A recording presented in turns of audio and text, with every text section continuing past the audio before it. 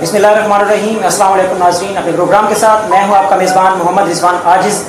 और आज हम जिस हस्ती के बारे में गुफ्तगू करने वाले हैं आपके बिल्कुल सामने नज़र आ रही हैं आपको, जिन्होंने आगाज़ किया पंजाब पुलिस से अपनी सर्विस का और ऐसे ऐसे कारनामे सर अंजाम दिए हैं जिनके बारे में सोचना भी बईदस क्यास महसूस होता है, मालूम होता है। और आज वो हमारे साथ मौजूद हैं। पंजाब पुलिस में ड्यूटी सर अंजाम देने के बाद आज senior superintendent of police and regional incharge of Punjab highway patrolling police जनाब फारूक अहमद हुंदल साहब। अस्सलाम वालेकुम सर, कैसे हैं आप? जी वालेकुम सलाम, बिल्कुल ठीक। सर पहले तो बहुत शुक्रिया कि आपने अपने कीमती वक्त में से हमें टाइम दिया। उसके बाद हम आपसे ये जानना चाहेंगे और हमारे नाज़रीन भी जानना चाहेंगे कि पंजाब पुलिस से सबसे पहला सवाल जो है, इस तरफ आना हाईवे पेट्रोलिंग पुलिस में, यह तजर्बा कैसा रहा आपकी?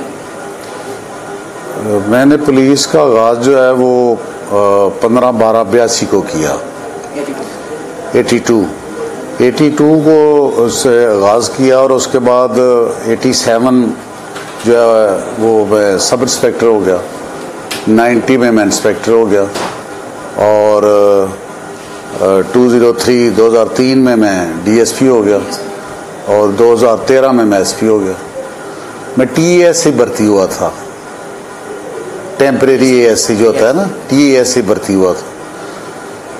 तो मैंने अपनी नौकरी का आगाज़ जो है वो मेरे वालिद साहब, मेरी सारी फैमिली पुलिस में है माशाअल्लाह। मेरे ताया जी जो थे वो DIG रिटायर हुए, G मुर्तज़ा, गुलाम मुर्तज़ा।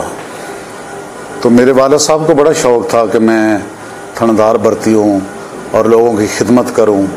और सबसे ज़्यादा उनको, वो बड़े दीनदार थे और सबसे ज़्यादा उनको ये था कि अगर आपने महकमे पुलिस में भर्ती होना है और आपने हराम नहीं खाना, रिश्वत नहीं लेनी और गरीब आदमी का काम करना है, गरीब आदमी की बात सुननी है, इंसाफ करना है और लोगों को महसूस हो कि कोई बंदा ऐसा है जो हमारी बात सुनेगा। तो मैं भर्ती हुआ, वापस जा रहे थे, बस से उतरे, नहर के किनारे पर खड़े थे तो उन्होंने कहा मेरी बात सुने आप, मैंने आपको आज दोज़ख के किनारे पे खड़ा कर दिया है, आगे बचना और ना बचना अब तेरा काम है। और मेरे ये ज़हन में था जो दयानतदारी, जो मज़हब, जो हम वालिदैन थे उनकी तरबियत ये शुरू से ही थी। तो मैंने जो है वो फिर नौकरी जो है वो सारी इस तरह की जिस तरह तारक बिन ज़ियाद की तरह किश्तियाँ साड़ कर, क्या बात है, कश्तियाँ जलाकर, मतलब कि वापसी के रास्ते बंद कर दिए, बिल्कुल बंद कर दिए। और मोहम्मद बिन कासिम की तरह। और जो है वो मैं TAS ही था तो मुझे कोई नहीं ये कहता था, मेरा SHO नहीं कहता था कि आप घोड़ों पे गश्त करें, लेकिन मेरे दिल में शौक़ था कि मैं लोगों की जो है वो खिदमत करूं, लोगों के जान माल का तहफ़्फ़ुज़ करूं। मैं फिर लोगों का जो है वो गांव में चौकीदारा करता था, यानी मैं था और मेरे साथ 6 कांस्टेबल थे तो चौकीदारा करते थे, यानी थानेदारी नहीं करते थे। आपकी जो सर्विस है पंजाब पुलिस में, वहाँ पर आपके नाम पर बहुत सारे जो कारनामे हैं, नुमाया कारनामे, वो दर्ज हैं आपके जो लौहे महफूज है उसके ऊपर। तो आप उनके बारे में थोड़ा सा आगाह करेंगे क्योंकि हमारी जो नाजरीन हैं वो भी जानना चाहेंगे आपकी सर्विस के बारे में और किस तरह आपने बड़े ख़तरनाक डाकुओं का सामना किया और बहुत मुश्किल हालात भी आए होंगे इसमें। बहुत मुश्किल हालात आए और जो है वो मुझे ये कोई परवाह नहीं होती थी कि ये इस यूनिफॉर्म को भी गोली लगेगी।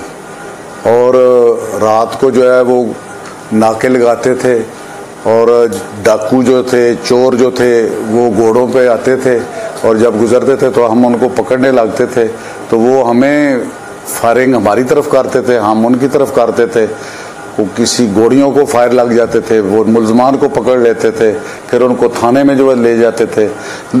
मुझे कोई ये अंदाज़ा नहीं है कि मैंने लातदाद लोगों का माल जो है लूटा हुआ वापस डकैती विद मर्डर जो है, अगवा बराए तवान जो है, डिस्ट्रिक्ट फैसलाबाद में हमने क्राइम जो है वो बिल्कुल ज़ीरो भी किया।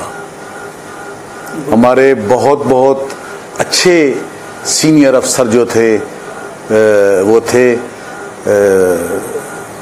तो वो हमसे बड़े प्यार करते थे।